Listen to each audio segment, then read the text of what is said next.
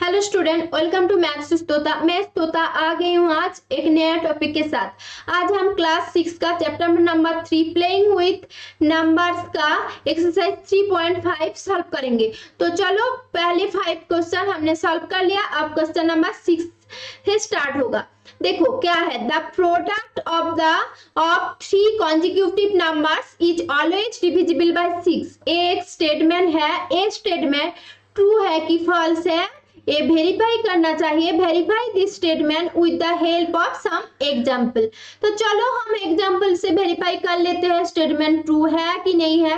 तो इसके लिए क्या करना पड़ेगा, सॉल्यूशन लिखो, उसके बाद लिखो to verify this statement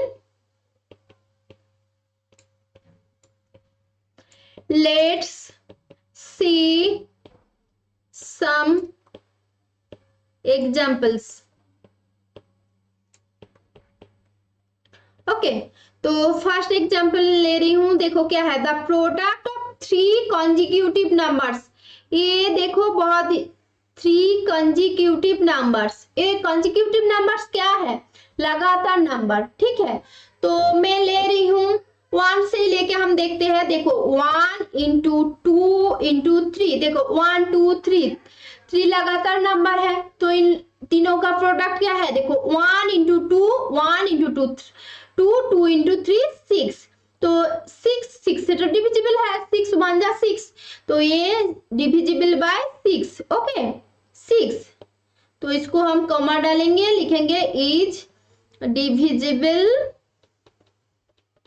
by 6। Okay, अब देखो मैं 2 से स्टार्ट कर रही हूँ। ठीक है, तो 2 इंटू 3 इंटू 4। ओके, तो ये क्या होगा, देखो 2 इंटू 3 6 6 इंटू 4 24। तो 24 ऑल्सो डिविजिबल बाय 6, तो लिखूंगी इज डिविजिबल बाय 6। नेक्स्ट देखो, नेक्स्ट फिर से तुम 3 से स्टार्ट कर सकते हो, अब 4 छोड़ के 5 से स्टार्ट कर सकते हो, तुम्हारी मर्जी। जैसे मैं ले रही हूँ 5 इंटू 6 इंटू 7।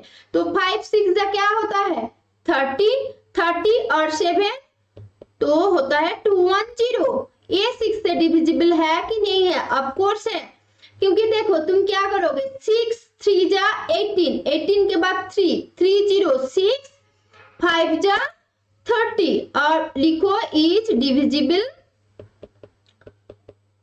बाय 6। तो चलो क्वेश्चन नंबर 6 कंप्लीट हो रहा है। तो वेरीफाई दिस स्टेटमेंट, तो ए वेरीफाई हो गया, three consecutive number is always divisible by 6।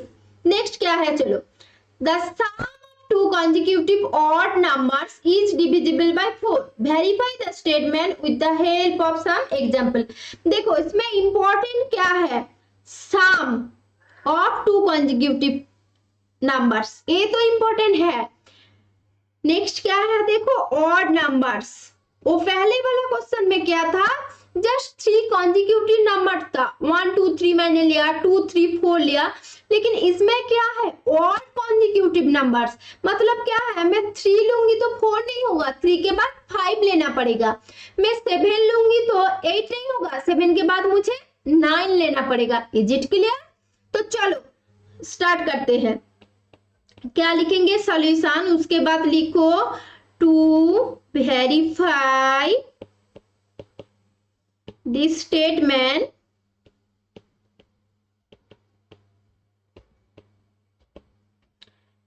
let's see some example। Okay, तो एग्जाम्पल 1 में क्या ले रही हूं, देखो sum of two consecutive number, तो ले रही हूं देखो 3 प्लस 5। तो देखो सम बोला इसलिए मैंने पॉजिटिव साइन ले लिया। अब देखो टू कॉन्जिक्यूटिव ऑड नंबर्स, 3 एक ऑड नंबर है, 3 के बाद क्या ऑड नंबर कौन सा आता है, 5 आता है। अब देखो आंसर क्या होगा, 3 प्लस 5 8 होगा। 8 क्या 4 से डिविजिबल है ना, 4 2 जा 8, तो लिखो इज डिविजिबल बाय 4। मैं थोड़ा छोटी सी बड़े नंबर ले रही हूँ, जैसे इसके बाद 7 और 9 लेके मैं ले रही हूँ 21 23 हम लेते हैं। देखो 21 प्लस 23 क्या हो रहा है, देखो 21 प्लस 23 करने से क्या होगा 44 होगा। देखो 4 11 जा 44, तो लिखो इज डिविजिबल बाय 4।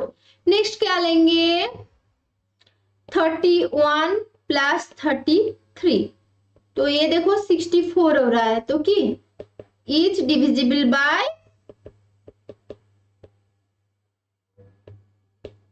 4। ओके 7 हमारा कंप्लीट हो गया। चलो नेक्स्ट क्या है, देखो in which of the following expression prime factorization has been done.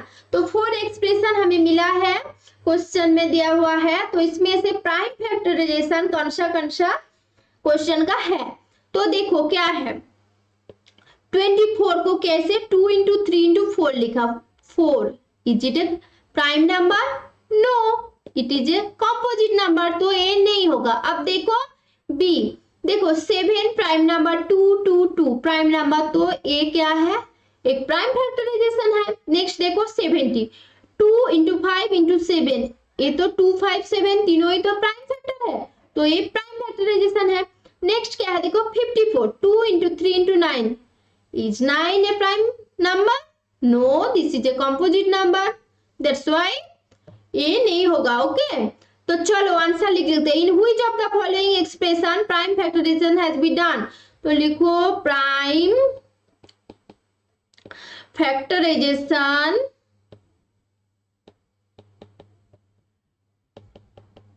Has been done in क्या बी एंड सी। ओके तो चलो नेक्स्ट क्या है क्वेश्चन नंबर 9। देखो 18 is divisible by both 2 and 3, it is also divisible by 2 into 3 equal to 6. Okay, no problem. Similarly, a number is divisible by both 4 and 6. Can we say that the number must also be divisible by 4 into 6 equal to 24? Can we say? No, a big no. क्यों big no, देखो जब theory portion हुआ था exercise 3.1 का, जब मैंने theory cover कर रही थी, तब मैंने एक थ्योरी प्रॉपर्टी बोली थी, क्या था if C is divisible bye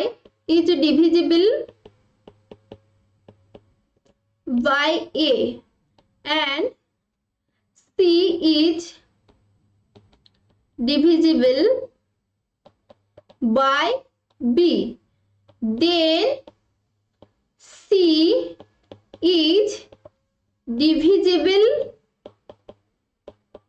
by A and B।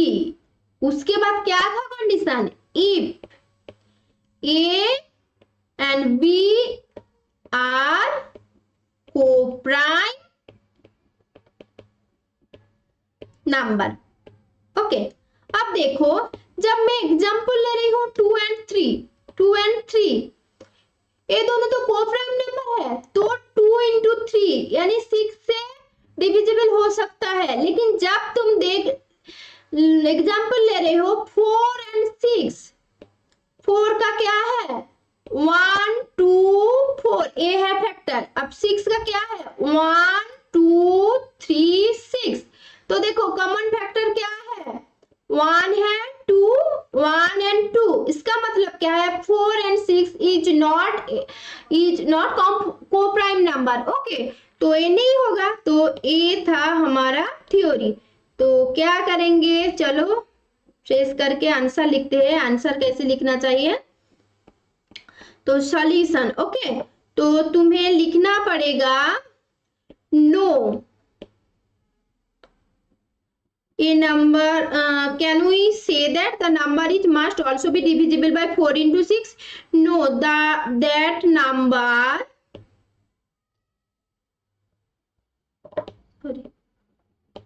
the number must not be divisible by 4 into 6 into 24।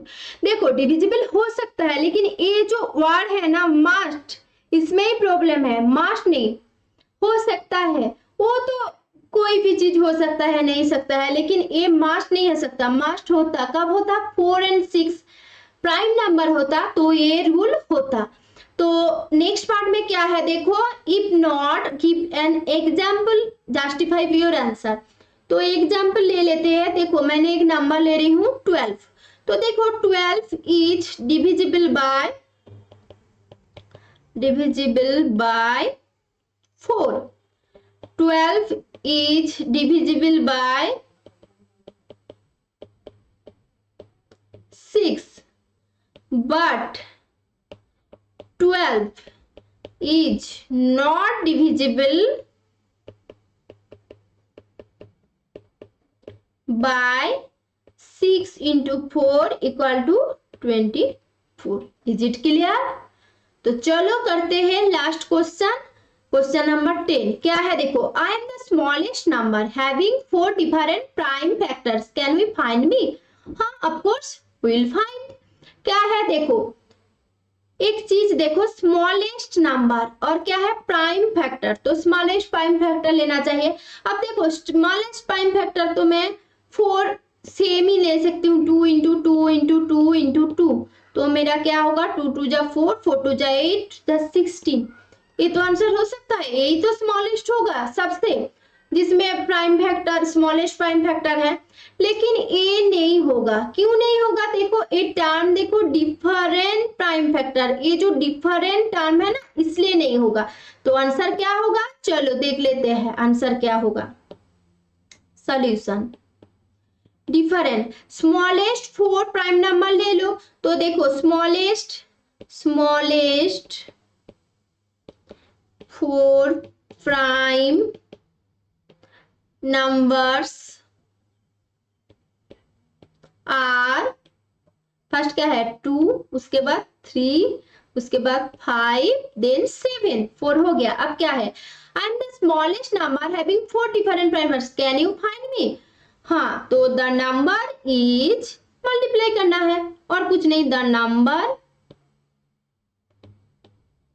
Is 2 into 3 into 5 into 7 equal to क्या बोलो, 2 3 जा 6, 6 5 जा 30, 37 जा 3 7 जा क्या होता है 21, और 30 का जो 0 था डाल दो, हो गया, मिल गया हमारा answer. Can you find me, yes we find you and you are 210। Okay तो चलो मिलते हैं नेक्स्ट एक्सरसाइज में। एक्सरसाइज 3.5 कंप्लीट होता है। बाय।